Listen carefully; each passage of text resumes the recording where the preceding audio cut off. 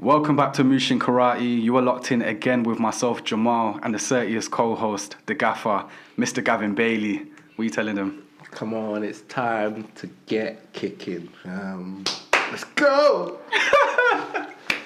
Say no more. Without further ado, today's episode, we are discussing the minus 75 fighters that had qualified for the Olympics originally prior to COVID. And we're beginning with Bahman Asghari. Bad boy.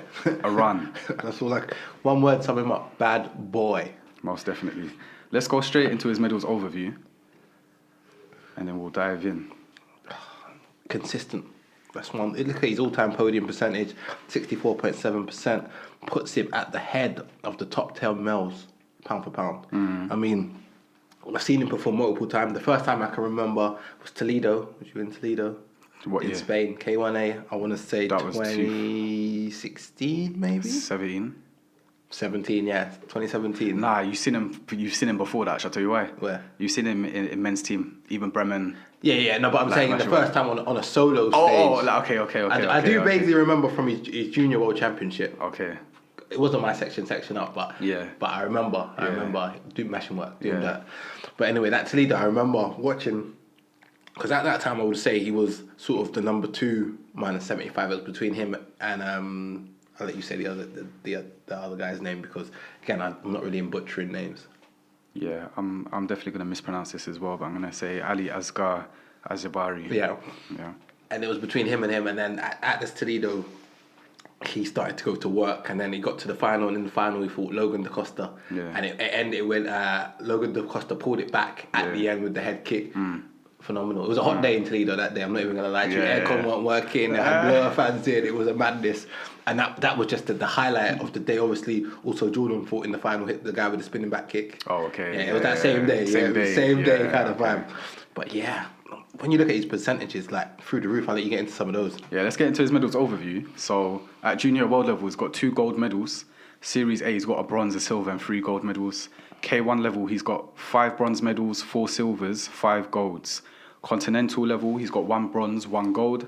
At World Championships level, he's got 1 gold. Like we saw, he's the current world champion, 2018.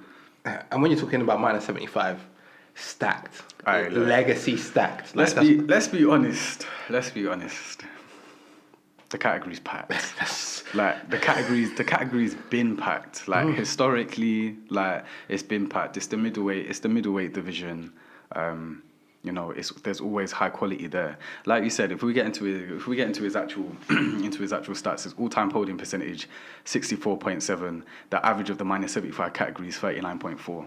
The average of Male Kumite, all ranked in the top 10, is 33.8. So again, ahead of the curve. Top 10 pound for pound, 66%. So he's there. He contributed to that average. He's part of that cohort. Again, he's one of the athletes that have that caliber.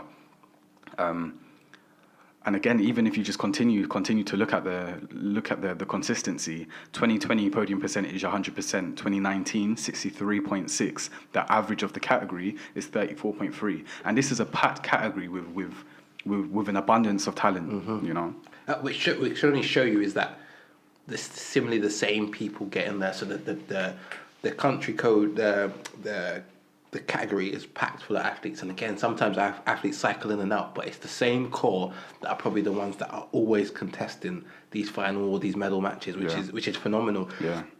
Even then, when you go down into his points scored, high, super high, and his points conceded, super low. Super low. Wow, look at 2020. Super high. As he averaging 14.5 points an event, but he's conceding 2.5. You can do 2 point. You can do it in a round.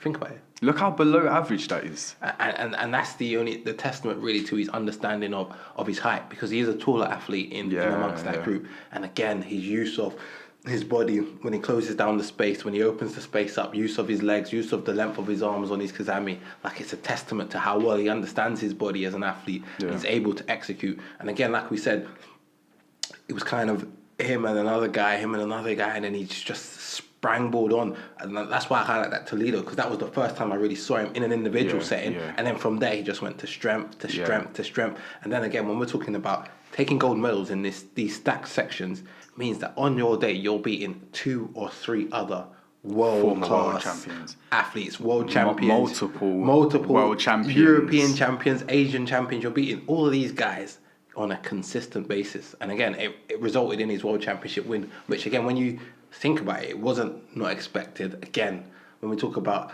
the Goliaths in that section, I wouldn't say you would have favoured him, but he would have been on your top 4 contenders list for that title, considering his form at the time.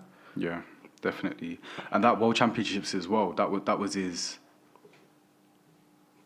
Actually, so he had fought individually World Championships 2012 and 2014. I think 2016 was the year he didn't get the spot. That is the year that that's the year that Ali Asghar took the minus, because I remember he had a very good fight against Rafael Agaev.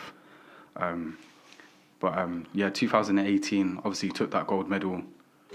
And if we look at the finals out of medals percentage, I mean, if you look at all of his podium level performances, 68.2% of the time he's making a final, and then goes on to win 66.7% of them finals. So again, if you're a betting man, no betting, but you know where you're going. Yeah, that the average of the minus 75 category,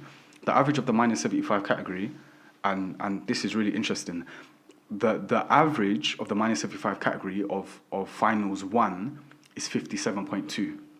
So if you're in minus 75, the average, the expected of you is to be winning more than 50% of your finals. If you're ranked in the top 10, that's the bar. That's the bar. Imagine that being an average. Like if you look at all the other categories, that average doesn't exist. No. Not over 50% as an average for the whole category to win more than half of your finals, but that shows the quality of this category. And not to put it above any other section, but the caliber of fighters is high. Yeah, it's high. I think another stat that jumps out on me here is that K1 2020 percentage of 100%, which means in the build-up of the final leg, what we thought before the COVID pandemic was going to be to the World Championships. He's going to the big events and he's winning, notably with the Paris Open with a clean sheet and conceding no points, which again, we speak about it. Scoring 20. We speak about it. There was a few athletes this year who've done extreme performances at that Paris Open, and you could see they was getting ready to peak in the summer, getting ready in the best condition and the best mindset. And then unfortunately, obviously things happened and we are where we are now. He has been out though this year in the only K1 that we have, and he unfortunately didn't medal. But again, it's how well can you pick back up that momentum that you had prior. And then if you just think about him as a fighter and technically gifted. Yeah, very gifted. He used to do this. He used to do this thing. Yeah, I feel like I used to see him do it more, kind of like, I don't know, like in team. But he used to do this thing like where he would like show like a really like slow feint Akazuki. Yeah, and it's so slow you're almost thinking, what's he doing? Like he's just there in front of you like this. Yeah, just like this, and then all of a sudden just springs with the front hand. Like he has to have one of the most elite Kazamis, like on the circuit. Like if we're looking at, if Kazami is the most highly scored point, and we're looking at the athletes that have the most effective Kazamis, his Kazami has to be like in your top, in his top tier. Yeah. Elite level. And it's a cheap way to get a point when we really consider the amount of effort and work that goes into it. It's light, just a little... Yeah, it's a little... You've noticed the front guards dropped a little bit, or you notice they're sleeping, or you notice they're rhythmic in their bounce, and you've just, boom, 1 point, go back to your line. Yeah. It's not even a technique that you rest too much on, as in when you concede it, because you think, I just missed it. It's not like when someone pulls, open you up, hits you with the body gap, and you're thinking, right, he cut me open there. I need to prevent that. But to be able to do it consistently against world caliber athletes at the highest level when it matters the most, it's what makes him great in this section. But the style is like he's so brazy, front hand down, like no matter who he's up against, the front hand's down, comfortable, like. Yeah, but I feel that links to the confidence in his technique and the confidence in his training and his work in the dojo and his work ethic for everything. Because if you imagine, the national championships is probably harder than some of the competitions that he has on the road because of obviously the country that he's in and the wealth of talent. And then if you imagine, again, we said he had the 2 early world championships, then he went into the team and they was doing dirt in the team. Like their team was 7 people that you could rotate without knowing who's going to fight. And those 5 that go out will probably win the fight. There's no weak links. You get me? There's no weak links. You look on the line and you think, right. There's normally one. There's normally one. You get me? There's normally one. But they're thinking, even when they look to the subs bench, any of these men can come and beat anyone here on their day, and they understand how to work on it. And again, it's but that's why they're three. That's why they're 3-time world champions consecutively. And it's a testament. And even when you think of some of the fringer guys, and you think, okay, you see them medaling at the K1s, at the K1As, and you're thinking, okay, cool, well, strength in numbers. And you can only imagine when they're at home training, they're pushing each other because the team gold is nice, but I really want that individual. I really want this, or I really want to be that guy. Plus 84 world champion, they've got now minus 75 world champion. Obviously, we know they got the minus 60 world champion. Like, it's just strength in depth. Different weights, different speed, different ability, different techniques. Even 84, you got Porsche. That's what I'm trying to say. It's not like we're overshadowing him. He's there again on the cusp of all of these big things. But that's the standard, isn't it? Like, world titles is having medals at world championships is the norm. It's the norm, yeah. It's the norm. It's the bread and butter. You're talking about it like it's an everyday. To go home back to your country and we got the team gold, and 2 or 3 of us did pick up an individual gold as well. Crazy, man. It's crazy. And it's great for them, and it's great. And what I like about him as well is that I wouldn't have considered him sort of the big fish, because obviously there's a lot of legacy in that 75, and there's a lot of especially European caliber talent that we see all the time. And then he sprouted up, boom, and then all of a sudden he was just taking these guys out, taking them out. And then it clicked for him. It clicked. Yeah, you're thinking, and I think again the size difference, along with the improvements in the Kazamis, the improvement with that front leg Uramawashi, you're thinking, okay, the front leg Uramawashi is bendy and this is what I'm saying. I think he's found amazing technique. Like you say, he's found his identity and he knows his style. Yeah. And then once you got that and you can do it consistently at the highest level, it makes you very dangerous. Yeah, agreed. But again, to be top of the ranking, considering who is in that section, and obviously it's not a merge, so it's no one new. It's people that you know and you see.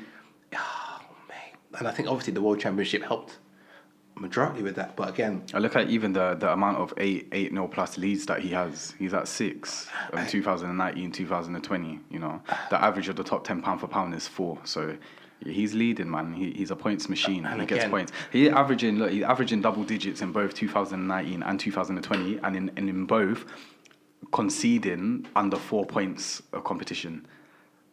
Again, it's the understanding, and it goes back to his Continental 100% record.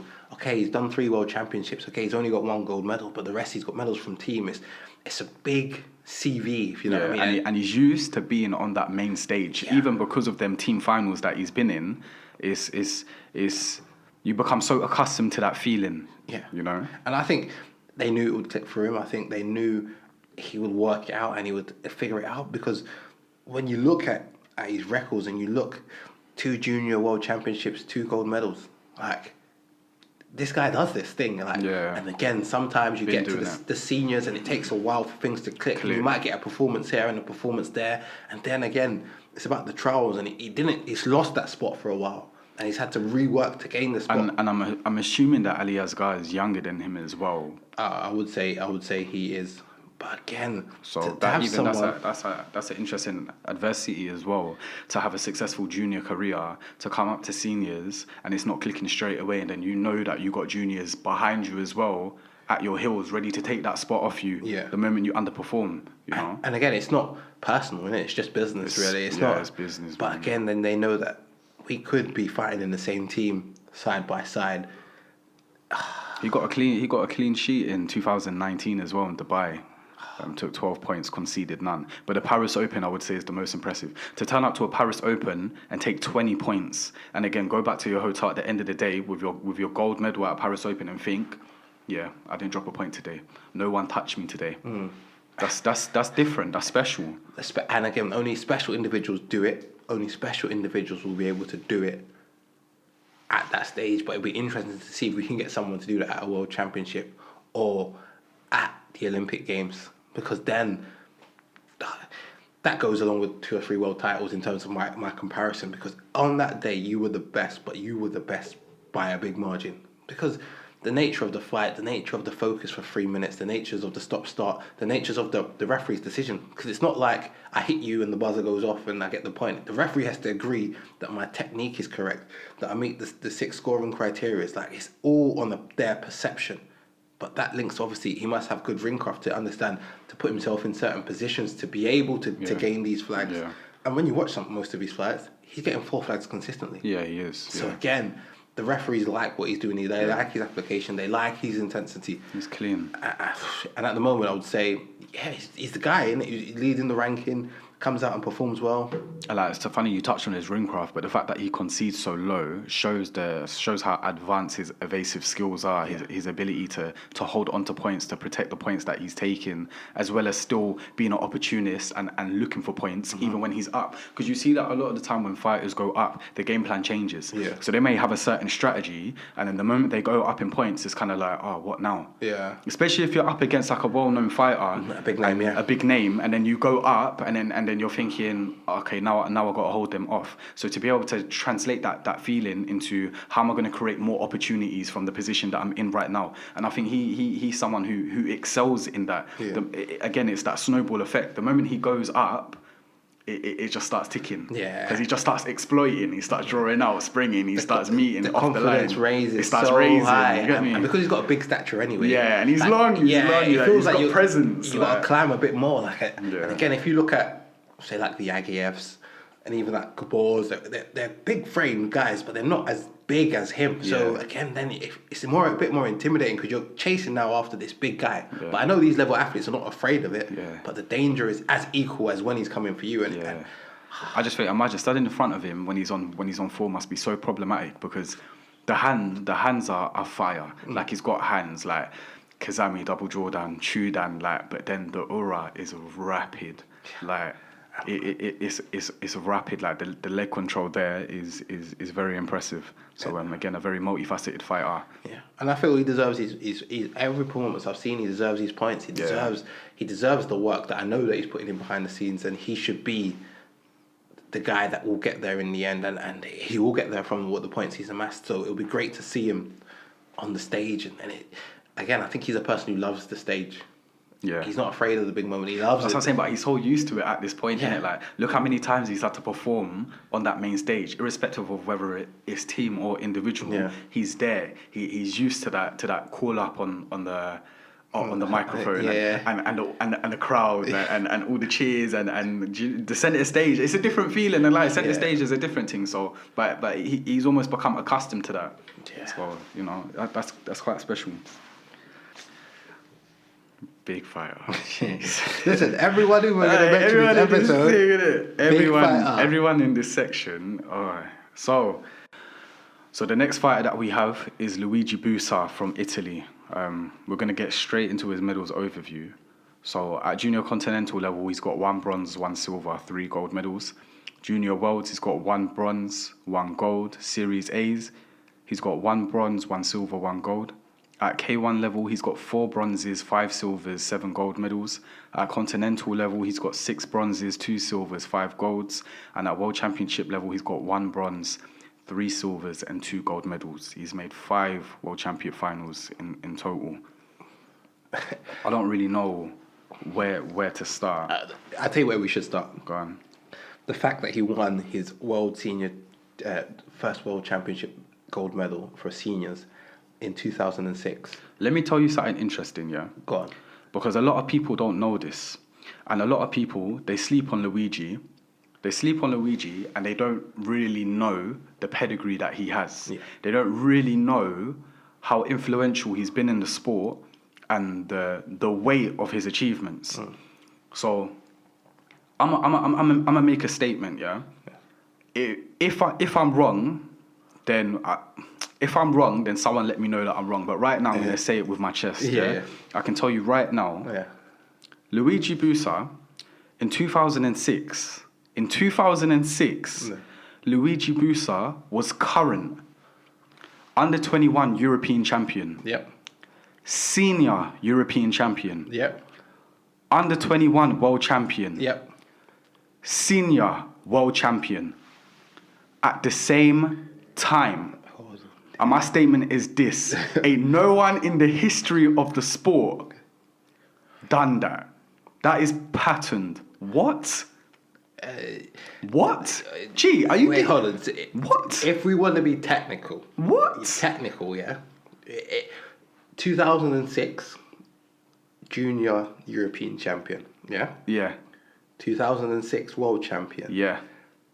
2007 junior world champion. Yep. And 2007 Yep. European champion. So in that pocket there, he had locked down everything. The only blip is obviously that 2006 European title, but he got a bronze, so he still made a medal match. What, he didn't take gold? No, he didn't take gold. He took gold the next year. Oh, okay, yeah. Next year, But still, at that moment of time, at that period. So in 2000, let's say 2007. At 2007, we can say that he was junior and senior world and European champion at the same time.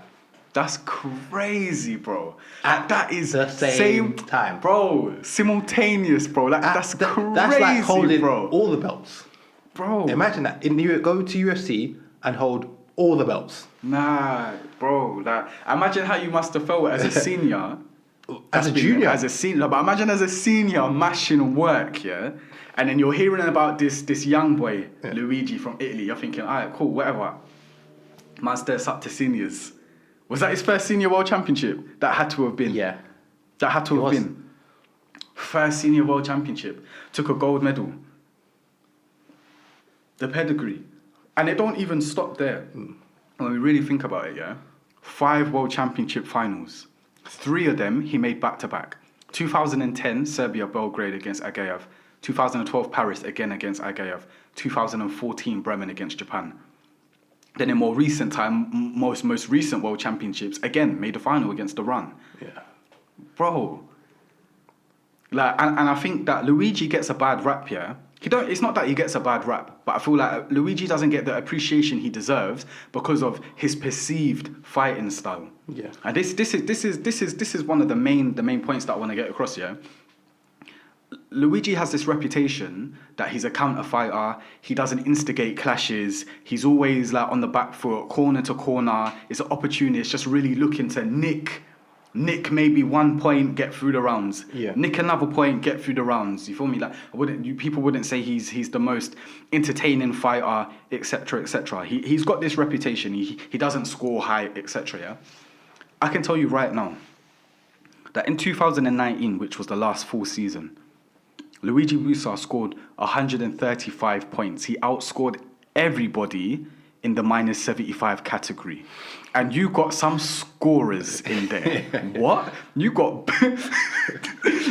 big scorers in there. Luigi was averaging 13.5 points an event. You can't ever disrespect man's scoring ability. You can't ever look down on his ability to take points. Do you want me to let you boost his CV a little more? Go. So you know we've already talked about this simultaneous. Yeah. Yeah. We then, again, consistently taking medals.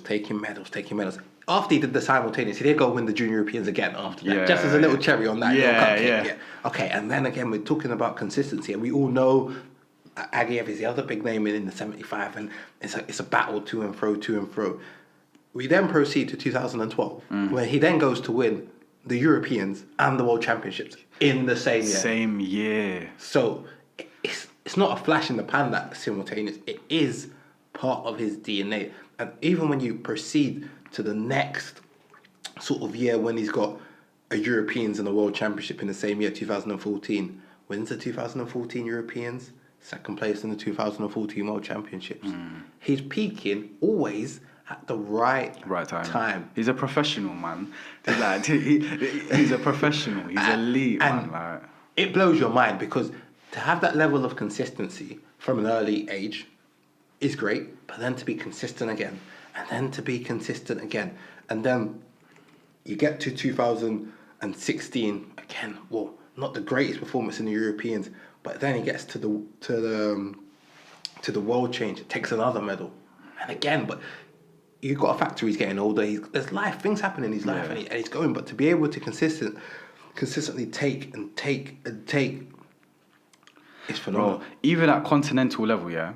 At a continental level, you know, his podium percentage at a continental level is 92.3%. Which means basically he's only lost one, not medal than one, which is probably that 2016. Like, he's been to 13 European Championships and he's taken 12 medals, 7 finals. Like, and this is what you're saying. Man. Even 2019 European gold medal. Like, what more can you ask? And this is off the back of a 2018 World silver medal. Yeah. Like, the levels is just so high. The levels are so high in an environment when it's condensed and it's packed and it's jammed, and you think, just even to put that Continental 92%, the average of his section is 55. He's almost doubled his average of his section, which means that when it gets to these championships, these Europeans, I am the guy. Like, you need to look out for me, because I'm going to show you that this is why I am the name on the sheet that I am. Okay, 2019 European clean sheet. Imagine you're going to European Championships, and you're coming back with clean sheets. You know what? People won't realize the magnitude until you look at the draw and you look at the names along the draw that he would have had to fight. It's not like you can say a round's an easy round in that section. Even some of the smaller nations produce great fighters in minus 75. Yeah. Like, it's actually scary. And then the big nations generally have more than one. Yeah. Sorry, I would like to rectify an error I made earlier. I said that he outscored everyone in the minus 75 category in 2009. He didn't outscore everyone. There was three, Stanislav Haruna, Thomas Scott, and Barman Asghari. They scored high, marginally. Yeah, so Luigi scored 135. Thomas Scott is second, and he scored 139. So Haruna was the highest, and he scored 141. Yeah. For me, so he was there. But for someone who has this stigma for not taking points. Anyone that holds that feelings towards Luigi, you have to get rid of that. Yeah.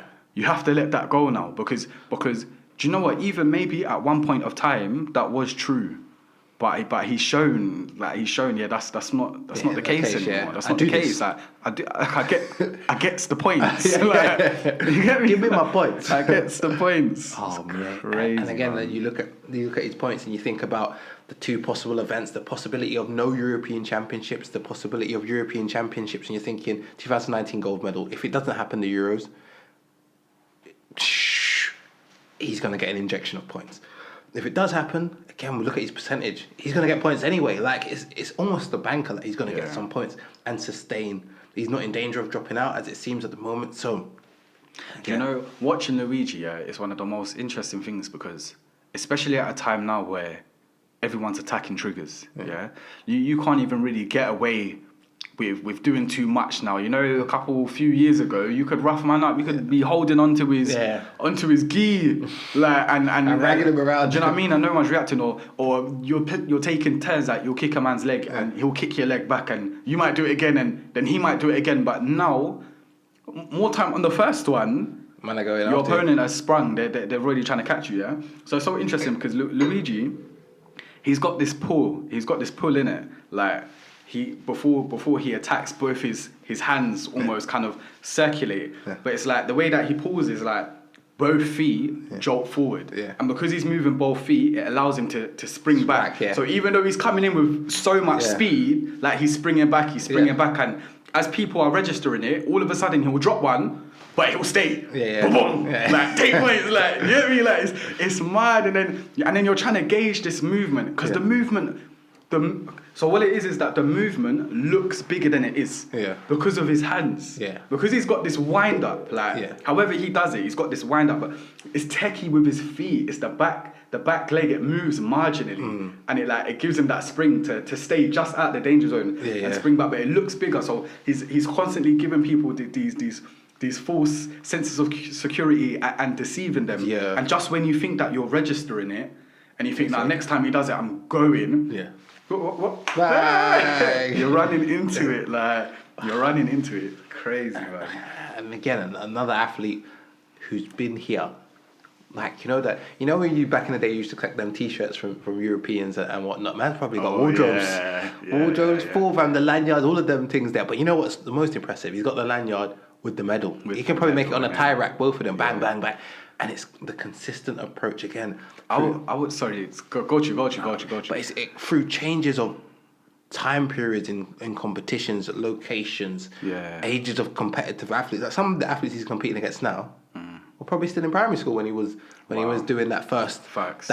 When he held them simultaneous titles, most of these guys were probably yellow belts. Bro, like if we look at like Ken Nishimura, Gabor Hospitaki, like these guys, yeah, they're around my age.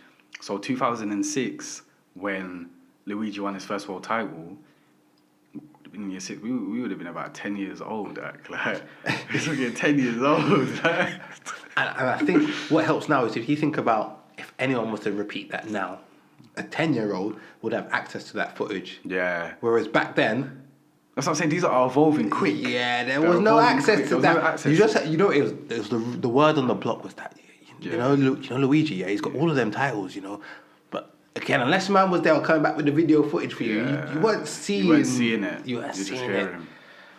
But no, again, another one makes the World Games, makes the European Games consistently. Medals, and the Olympic Games is just one he's going to add to his CV. It looks almost inevitable. Yeah. But I think everyone who's watching knows, and if you didn't know, now you know, innit? So the mixes are out. Go and watch him. Yeah, watch him. When you're at a competition, make sure you circle the time he's on, and if you can get there, and if we are allowed back in, make sure you're watching that. If there's live stream, because now there'll probably be more live stream capabilities, because obviously you can't have the people. Make sure you tune into that stream. Yeah. Because I know sport there at some events they do like the individual mats kind of thing. Yeah, mat 4, 1 o'clock, bro. You make sure you take your break if you're at work at 1 o'clock. Make sure you catch that man in action. You're not finding people of higher caliber, really. Look, to turn up to a European Championships and again not concede a point. That's a continental title, and you're not dropping points. Like, imagine the level of preparation. High. How confident and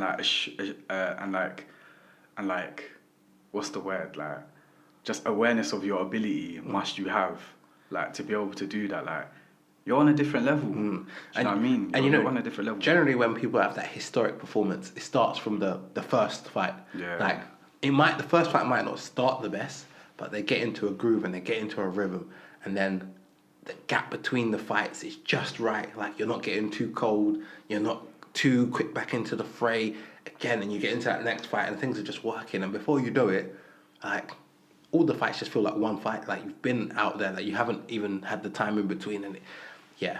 But one of the nicest feelings as well must be getting that confirmation that, yeah, my training bangs. Yeah. Dude, like you're preparing for championships, and then you're not conceding points. You have to, at some point, you and your coach got to sit down and think, our training works. Yeah. Like, our training bangs. Like, what we're doing bangs. Like, crazy. Alright, cool. Okay. Let's move on to the next fighter. Boy. So the next fighter that we have is Rafael Agaev from Azerbaijan, minus 75. I'm gonna go straight into the middles overview because it's a different one. Extensive. At junior continental level, 3 gold medals. Junior worlds, 1 bronze. Series A, 1 bronze. K1 level, 6 bronzes, 4 silvers, 8 golds. Continental level, check this now, 2 bronzes, 2 silvers, 11 golds. World Championship level, 1 bronze, 1 silver, 5 gold medals at World Championships. 5 gold medals. Where are we starting, bro? Where are we even starting with this? Podium percentage all time, 78.8. The average of the top 10 pound for pound males is 66%. So he's over 10% of the top tier. You know, his 2019 podium percentage was at 75%. Again, the average of the top 10 pound for pound was 67. Awe is the word that if you think back to, again, stories, because these things are not footage, it's back in, there's limited footage, it's stories. A man goes to a competition, come back and tells you about a man, and you're thinking, nah, man, you're lying. You can come back and tell people that this guy was winning individual and openweight world championships at the same competition from the middleweight division. Bro, I'll never forget, yeah. If you're on your karate thing and you've been from young, guaranteed anyone watching will remember this mix, yeah. 2008 It was at 2008 World Championships. Someone put together a compilation of all the points he scored. Yeah. And at the beginning, he's wearing this hat and he's in the warm-up area and he's drilling Kizami Gaks. And then the start of the video, it's just him lacing, bare Kizami Gaks, Kizami Gak, Kizami Gak. And then it goes down to the over the top and he's just lacing, man, over the top, over the top, over the top. Then it goes into the takedowns. That mix is hard. And the way it ends now is him in open weight and he's taking out Maniscalco. Big boy Maniscalco taking out Maniscalco in the open weight final for World Championships. Like, crazy. That mix was too dirty, man. Honestly. And this is what I'm saying. Again, another one. Junior European champion. Let me make sure I get this timeline correct. So you ready for this timeline? I'm going to give to you now. Yeah. 2004. Senior European champion. Yeah. This is at minus 65. 2005. Junior European champion. 2005, Male Kumite Open European Champion. 2006, Male minus 70 World Champion. So again, another simultaneous European and World Champion the same time. And imagine you've got this ball here and the ball that we spoke about before. Again, when we talk about changes in the generations, the weight sections were 60, 65, 70, 75, and then all of a sudden 60, 67, 75, and now you brought two balls together and they're winning and it's a battle. Like, it's a head-to-head after that stage. But if you can imagine, it's like getting a prime Mike Tyson and telling him, man, listen, we need you to go fight a prime Muhammad Ali. Like, yeah, we're bringing you all together. And then you watch the dynamics and you watch almost the tears, because when they lose, they're happy that they lost, but when they win, you can see the tears of joy, like, I've overcome. And there's multiple pictures of Luigi crying on the podium when he's won his European or his World, or Rafael crying, and you're thinking to yourself, it means at this stage, once you've done it all, because these times we're talking about is 2007, 2006. We are now in 2021. Yeah. And to win these championships still have that emotional outbreak is phenomenal. Bro, like, even look, you can mash work on the K1 circuit, you can do all of these things, and I was like, it's very admirable and well respected. But World Championships is the peak outside of Olympics. That's you want a world title, That's the time where you really need to perform. Like, you can mess up every single K1 all year, but you turn up to World Championships and you get it right. Yeah, we're remembering. Do you know what I mean? Mm-hmm. His podium percentage at World Championships is 100%. Yeah. 2006 gold medal. 2008 double gold. None of them team, by the way. Yeah, open weight individual. Say that again. 2008 double gold. None of them team. That's open weight and individual. Yeah. 2010 gold. 2012 silver. 2016 gold. 2018 bronze. Like, he don't miss. He ain't been to a World Championships and not medaled, bro. Like, that is like, look, he's won 45 World Championship rounds across his career. I don't think someone compete in 45 World Championship rounds. Do you know what I mean? Like, that's how level you have to take it. 45 bouts he's won. 45. And like, okay, cool. I've got to take it back a little bit. When Agayev first come on the scene, he was moving brazy. Look, let me tell you something right now. People even today, I don't think give Agayev the credit that he deserves. Like, okay, granted, the OGs that have been about, they do, yeah? But these young boys, they know calculated Agayev. Yeah. Do you know what I mean? These men know Agayev like post German Open 2016 when he lost to Ken, And you've seen the chinks in the armour, and these men are brushing it like, oh yeah, Agayev, he's good, he's done a lot in the past, but he's beatable. What? These men don't know young Agayev talking about. What? They don't know what we're talking about. They don't know. The hands down, the slow-mo, man's looking over here. Like, man, look, he was doing things, that was just rude. Yeah. That like no one moved like this and cried. This is a respectful sport, innit? Like, don't be doing them things here, But man is looking in your face, up on points, and is moving in slow motion. And then you go to rush him, and he breaks the line and hits you with a spinning ura, and he ain't even a kicker like that. You get me? Like, he was moving naughty, and the takedown situation, look, he has had the most influence over the sport, I would say, yeah? They changed the rules because of him. Don't come true with the takedowns and was so consistent, especially after that fight with KO 2008 Tokyo World Championships, yeah? And he hit him with the two takedowns, got on everyone knew about the takedowns anyway, but you see after that now, all anyone wanted to do was take man down. Was two-handed takedown. And we all remember that period of karate, yeah? Like, the majority of the fight was just clinch, try not to get traipsed, and you get me? And in the end, the referees and them had to say, right, enough is enough. No. You lot are not good at this. Yeah, you're not him. When he does it, it looks good. But when you lot are trying it, it don't look good, and you're making the sport look scrappy. So now we're going to change the rules and take that away. You can't even grab man with two hands no more. That's because of him. And as soon as they change the rules, this is what makes Agaev so special in my mind. His innovation. You always see that he thinks outside of the box. He doesn't follow the trend. Like the trend was Kazami.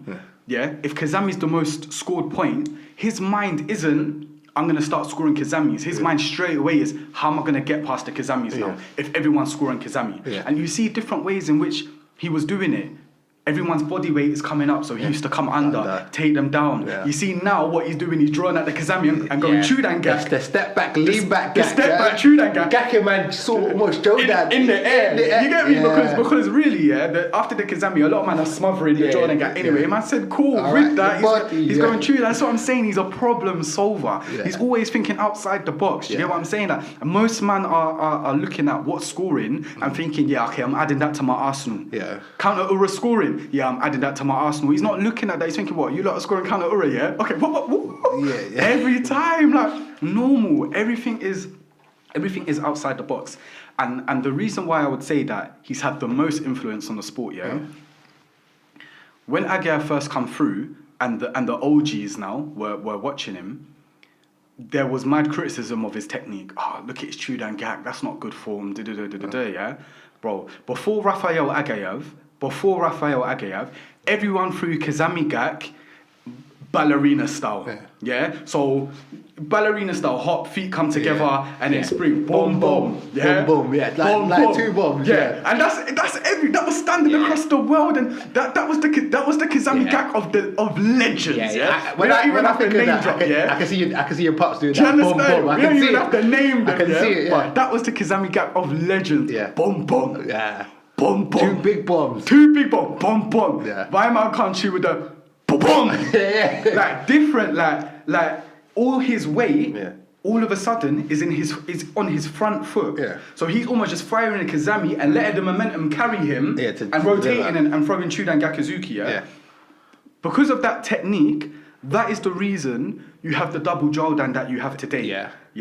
Throwing techniques on the front leg that started from Agaev. So all of these doubles that you see today, the Arab double, all of these doubles that you see, all the way that we throw our double Jordans, everything, or even the Kazami Gaks now are all the same. All of that has come from Rafael Agaev. I promise you now, because before him, Bomb was the thing. No disrespect to the bomb, because certain man will still lick you with a bomb. Like the bomb does its thing. The bomb works when you've got the kind of the explosion from the distance. From the distance. Even Agaev still does pull out a bomb. Every now and again. He's covering distance, and the bomb, you feel like you're going to stop it, but you're not stopping that bomb. You're not stopping the bomb, especially with a pull on it, and you come at the wrong time. But then after the first bomb, you get a little boom. So the bomb is 30, but man come with the boom. Ba-boom. And I'll go to a dojo and listen. Close your eyes. Close your eyes and listen to the floor, and all you're hearing is ba-boom. Ba-boom. That's it. That's him. Okay, question, Did you get it? On That's this, him. do you think anyone else will be able to innovate that ba-boom to something else? No. But before Again, people weren't thinking about it ba-boom. They're thinking ba-boom. How are you gonna shorten ba-boom? Unless it's just boom. It's impossible. I'm just saying. It's impossible. When you talk about innovation, who knows? He can maybe part with that, but before he rides off into the sunset. That's what I'm trying to say. You're saying he could add something to the next thing? To the next thing, or it could be coming through someone else. And I think Again, when we touched on the Costa with the hop step. Yeah. Again, that's another, because now it's. Yeah. It's not a dum dum. Yeah. Again, but when I think of Agev, and this always sticks in my mind, is yes, we have phenomenal fighters, yeah? First of all, the stages, you have great fighters in the dojo, yeah? Because you can turn up to anyone's training session and watch any man hit pads, and you think, rah, this brother is good. They look good, yeah.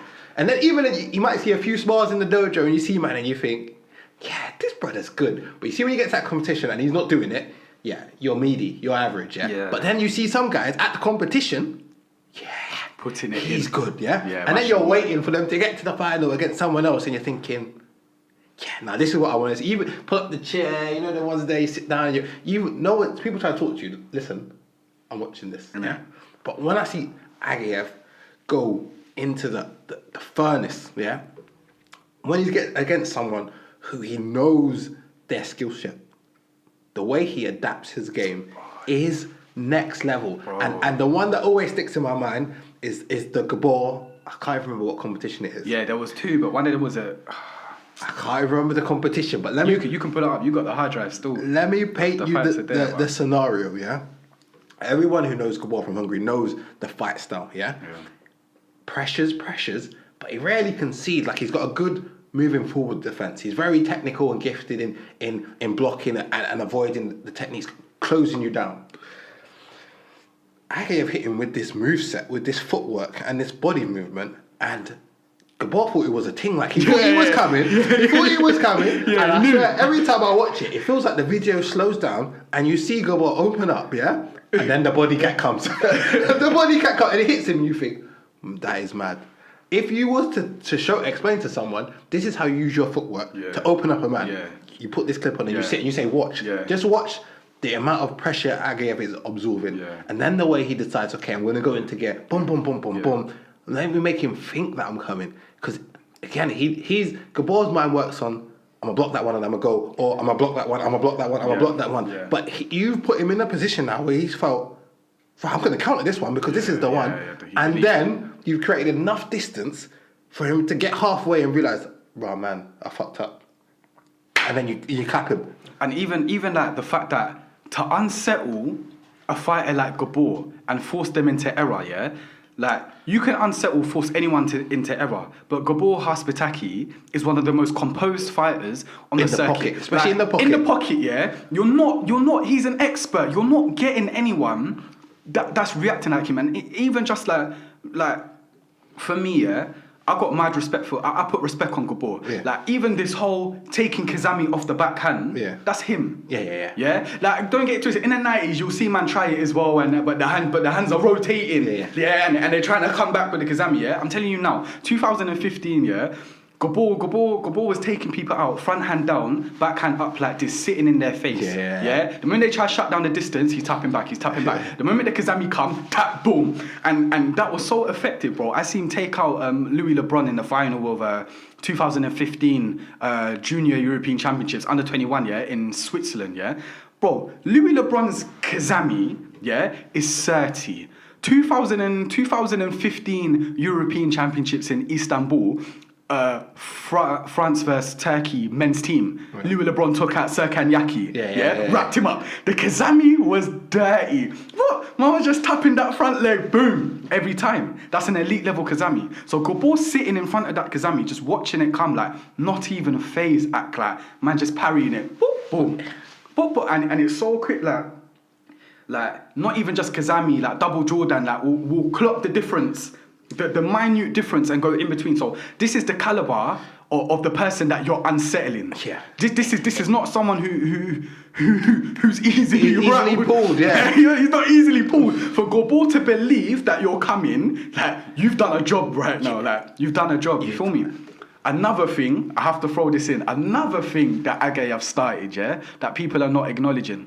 Kicking from clinches. What? That body back. That body wash from a clinch. It weren't no one doing that before Agev. What are you talking about? Nah. He was kicking people from clinches, and these men weren't even like, these men were so unused to it. They were looking at the referees like, is that allowed? Can you do that? They were looking at the refs like, is that, can you do that? But the refs are looking at the flags out. Like, you get me? Like, that's him. And now look at any single fight And every event you go to, you're just watching hella people in clinches, push, grab, chew down my wash. Yeah. Like it's a fundamental technique. It's a staple now. And again, just the way that he thinks outside of the box. The moment they took away the two-handed Grab. rule with the takedowns, Yeah. first pass open, you see him working something different with the one hand, and he was working the knee up, and he was trying to take down this way. And like sometimes it banged, sometimes it didn't, but you always see he's ticking. Uramawash, he's not a kicker. Yeah, he's not a kicker, but he lashed people Uramawash from a clinch. Why? Because he knows, like, he don't mind winding it, because everyone can anticipate it. Yeah. The hand comes out wide. Yeah. So he's bringing his thing on the inside, Up, like down. an axe kick, Up, down. and slapping. That's the same Ura he slapped Luigi with 2010 World Championships. Licked Haruna with it in what's that K1 in Russia 2013 times, and you see it in slow-mo, and up and down, and he winds it up, and Haruna sticks out his hand and it comes through the middle and it slaps him, and you see Haruna just smile like, you got that. Got man. You get me? And he probably knew that technique was coming as well. That's what I'm saying, that he's always thinking outside of the box. How can I utilize the skill set that I have and make it the most effective? Special fighter, honestly.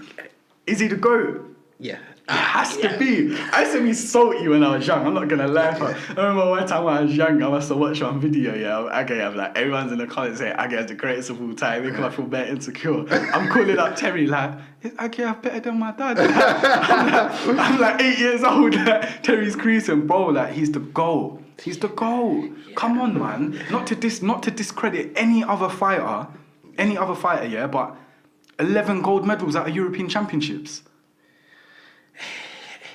You know what it is? There's always, to me, the GOAT discussion in any sport is about generational. So it's like, you get a talent, so let's say your Pops, and for the people who were slightly older than him, and again, maybe slightly younger than him, the dominance that they saw and the reign that they saw makes him the GOAT. Yeah. And then obviously the generations move. So now, for instance, we're talking about Ageyev, yeah? So to us, let's say, Ageyev is the GOAT, yeah? Our generation's GOAT, yeah? Because again, Ageyev is slightly older than us, yeah? Oh, yeah. But again, we've competed in the same period, and again, generally we speak, we'll out-compete him, yeah? But then when you think now, we might go 10, 15 years and people are trying to tell you that Stephen Da Costa's the GOAT. Nah, he won't level this. He won't level it. No. I'm at Da Costa fine. We know from the episode before already. What I'm trying to say, is I'm just throwing another name into the mix of a person who's of a younger generation, CV is stacked. Yeah? Again, will he be able to... He won't be able to do the Ageyev booster and have the simultaneous Euros Worlds, because he's already past that phase. Yeah. But he may be able to go Euro Worlds, Olympics, Euro Worlds, kind of thread in it, yeah? Because we know that 2016 he was vexed, and 2018 he made amends. Like, we know he's got that caliber of medaling at the World Championships consistency. We know that when it comes to the Europeans, again, he made that first mistake a bit earlier, but then since then he's been consistent. That we know it's in him. And again, he's already innovated that bow, that he's got the he's got it. But now, guarantee goes to every dojo. Watch him knowing it. Even if you can't do it, from you're practicing all the pre-drills, you're in the gym working all the right muscles to try and get that. Yeah, man, are leaving that slide alone. And it's about the little individuals that change. Yeah, it's true. For me, I don't really like calling GOATs in it, because I call GOATs generational, because in every sport the game will change. Like Messi and Ronaldo changed football. The same way Pele and Maradona changed football. Yeah? Mayweather changed boxing. Yeah? Conor McGregor changed UFC. Yeah? For the right or for the wrong or for whatever, he's changed it. Michael Jordan changed basketball. LeBron James has changed basketball. But again, you always, even underneath them, you get a few. Kobe. Listen. To be fair, Kobe's style emulates a lot of MJ's. To be fair, but again, he did change the game. But again, to the extent that LeBron changed the game, no.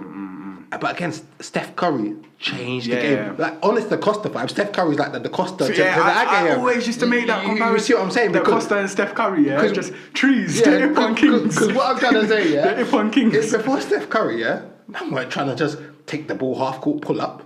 But now Dame Lillard can do that.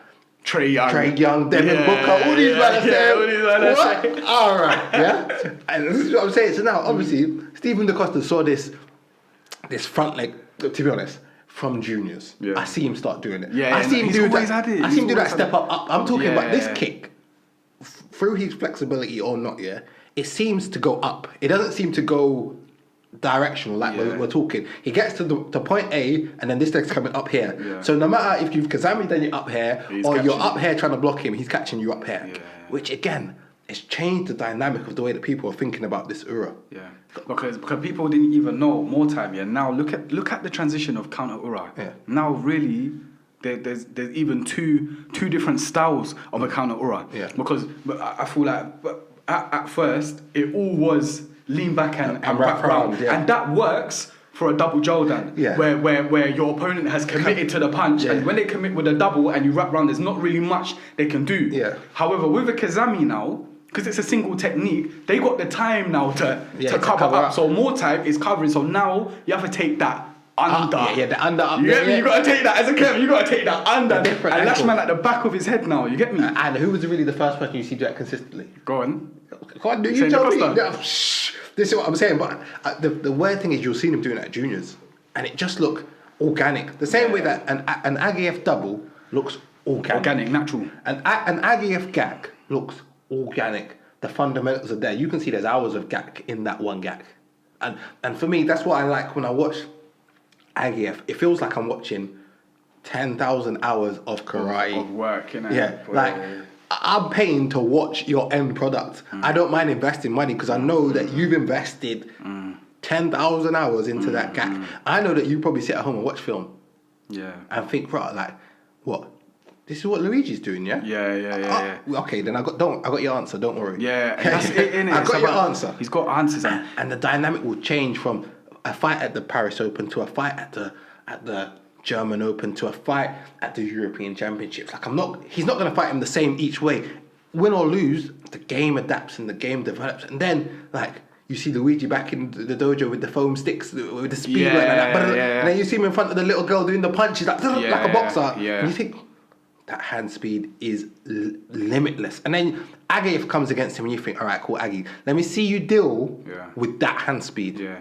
And he's already done told you that. Don't worry about that. I got the answer. I got an answer. Yeah, I got it. It might not work today. It might not be 100% correct, but yeah. I got an answer. And if it don't work today, I'm going to improve on that. Yeah. And then you think, okay, that's how you man are getting on. But then you got the young foxes like the Gabors and the Alis. And all right, I need to have the answer as well. But it's difficult. And to have the reign from 2006, imagine. Even before, to be honest. To now 21. We're talking 15, 16 years. Yeah.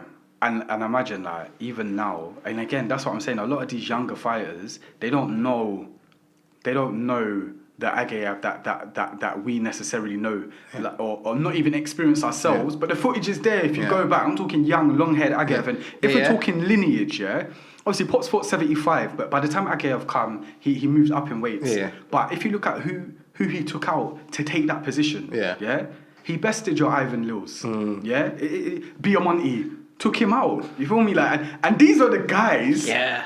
And you got a young boy now, and everyone's saying, he's good, but he's not taking out Biamonte. You understand? And he's coming and he's done that now. Like, and that the journey is just so mad. And as you've seen him mature as a fighter and as an athlete, one thing I'll always remember, 2012, Agayev's world title in 2012 was probably the most anticipated medal, like for someone to achieve a world title. He was firing. Remember 2012 Paris Open, someone put together a compilation of his Paris Open, and he was just wrapping people up. Double leg sweeps. In the final, went down, caught man with the counter. He was doing bits, and then went to where did he go? Chain with Lefebvre. And that cap in the top in Belgium. In Belgium, he's gone to Belgium, and you see them doing the little hit to bite. But he's putting in work, and you're seeing, and Lefebvre's posting all of these draws that they're doing, and he's just looking on point. Like, man's thighs are tree trunks, and he's loading that Kazami Gak, and he's rapid,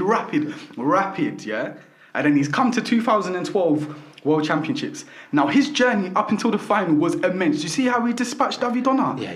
He licked him with the same technique like 8 times. Dispatched. He licked him with the same technique like 8 times, dispatched him. So techie. Then he's made the final. He's made the final. And he's lost. He's lost against Luigi. And to be fair, it was a close fight. And I actually think he lost it because of the kicks at the end that Luigi put up that were kind of close. And probably swayed the referees. And the referee said, yeah, we're going to go with Luigi. Yeah. Now, we know how Luigi took that world title. Yeah. He was happy still. Marlon on the Marlon doing Gangnam style. At the time, we were moving salty like, that's not how a karateka should behave. But you know, when I look back at it now, good for you, Louis. You know how happy man must have been to start breakdancing. He had to firm it. And I remember Agaev went to shake his hand, but Luigi was too busy dancing, he didn't even clock it. So Agaev just turned around and he just walked. And I think he's obviously gone out back, He must have been burning, Let me tell you what sealed his class. A year later, they've gone World Combat Games 2013. Agaev, Busa again in the final. Close fight. They had a clash. It might have been 1-1 or Agaev took the point. Maybe they both got the point in the first clash, Then they're in the clinch. Agaev nearly trips, catches Luigi with a takedown, kicks him straight in the stomach. Then Luigi tries chain stance to the scorpion kick, falls over, catches him again, beats him like 7-1, Looked at the crowd. I said, "Where's the stuff?" Brother, I looked at the crowd and said, "All right, say no more." That's levels like that. That is class. That is class.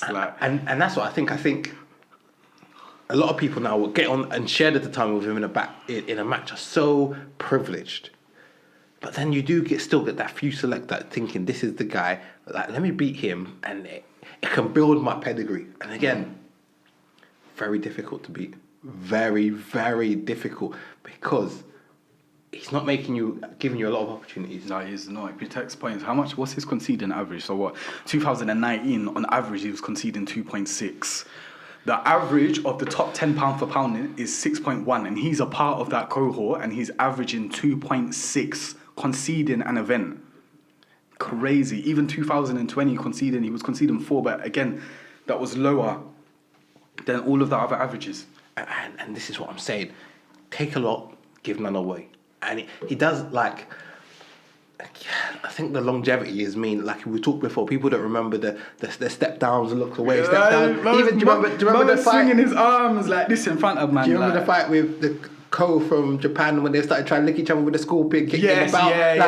Man's got this flamboyance. Well, man was throwing I've seen man throw high toe from a clinch. Man's coming around And that's what I'm saying. The younger generation now don't see that flamboyance. So they just think... They just see the calculated, more mature side. And because they've seen chinks in the armour, you see that transition. Like, for me, it really started with Ken, because that was the first young boy that I seen come up. And it's like the fights that... The bout that he had with KO in 2008, and then... They fought again in 2012 World Championships, and he bested KO, It's like KO thought to himself, do you know what? I'm gonna set a whole bunch of youngers, because there's -75s coming out of Japan, and for some reason they got the Agaev formula. I don't know what's going on. You got Yusei, you get me? Like they got some kind of formula, But it's like you see that transition from the youngers, the under 21s, like your -75 Turkey, Eltama, and Eltama, cool. So you see these youngers come up and they still got this perception of they're idolizing Agaev, and it's like, wow, like I'm fighting Agaev, and like if they take a point off him, they're proud. It's like, right, I scored off Agaev, and then you see that transition like, as they start to close that margin, get me, like, and then all of a sudden when they take their loss, they're disappointed. They're like, no, I know that I can beat him now. You get me, like, I know I can beat him, like, because I've taken points off him, and to even further, like, you've taken a couple wins off him, like, and now you're looking at him almost like an equal, like, if I stand up against Agaev, like, I'm gonna do my thing, innit, but you've only got to this stage, because the man's been getting studied for the last 15 years. Documented. Like, we know his fighting style. Like, if man goes into left stance, he only throws Kazami. Like, if he changes stance, you know, innit, like, at some point, either counter or he's springing with his Kazami, and still, every time, catches people with it anyway. And you know that it's coming, and he still catch you with it. But he has to be the most studied fighter. Rafael Agaev is the most studied fighter, like, in this thing, innit? So, like, of course you lot are closing the margin. But if man was studying you at that level, you get me, like, rap. But to me, the interesting dynamic is that he's probably washed out plenty of athletes. like plenty of guys. Well, ended careers. Yeah, bro. that's what I'm saying. No. Even most of them prematurely. Yeah. But then what's interesting now is we talk about like the technology and the availability of the video analysis and the body of work getting bigger for him. It seems like it had to skip 5, 6, 7 years of people for someone to just come fresh and give you the formula to win. Because Cole had a few cracks at it, yeah, and it weren't working. Then all of a sudden Ken comes up, and right, when Ken took that first win, I was looking like, right, like I've never really seen that guy lose to someone of a younger generation on one of their early tries, if you know what I mean. People expect, well, 2-3 times, then you might take a win of him. But to see someone of the younger generation step in now and say, you know what, bruv, you're aggressive, innit? But man's Ken in it, like, and you know, Ken's got that swag, like, man will take a point and do the lap of honor. Hey, I'll just circle around, like, everyone knowing it, like, yeah, point was cold, innit? I took that. You get me? I remember these times, yeah, that German Open was like, what, maybe like 2 months, a month before World Championships. So it really was a strong indicator of like what was going on, yeah. And I imagine Ken didn't even have the individual spot these times. That was it Dustin Watanabe? Watanabe, yeah. Yeah, that Watanabe had that -75 spot. So Watanabe's gone to the World Championships. So you're thinking, right, there's even man like, yeah, like what? You still got that much talent on the bench, like the bench is. Oh my days! How you got brothers on your bench that are taking wins of Ags, like, you know? Fam, it's so mad. We've got into him for a while, and obviously his stats speak volumes. 100% podium medals at World Championships again, but the consistency, gold. Then I think he misses one through injury. And you're thinking, like, boom, and these are 2-year cycles. Boom, boom, boom, boom. Impressive. Crazy. Definitely legend. Definitely. If we had a Hall of Fame and was giving out people green jackets, or like in I think in NFL they give them like a little busk of their head. Yeah. He'll definitely be getting one of those. Oh, I'll give him 5 for every world title. I'll give him 5 of them. I'll give him 5. And when we say that he's 5 times world champion, let's also add we're not even counting world games. No. We're not even counting that. Like, I don't even know how many world games he's won. Obviously, he's got 2013, but I don't even know how many world games or how many because these are all world titles. These are world titles. And again, another person who is in a solid position going for this. I don't see him dropping out. And again, it would be a travesty if through injury or any other circumstances we didn't get to see him compete at an Olympic Games. Let's wrap this up, because I feel like really and truly just out of respect, this should have been an episode on its own. My brother. Yeah. It should have been an episode on its own. And we might even have to come back and revisit him. You get me? So that is the end of episode 5. We hope you enjoyed the episode. We actually ended up speaking about the -75 division for so long, we thought it would be more beneficial in it and to split it and release it into 2 episodes.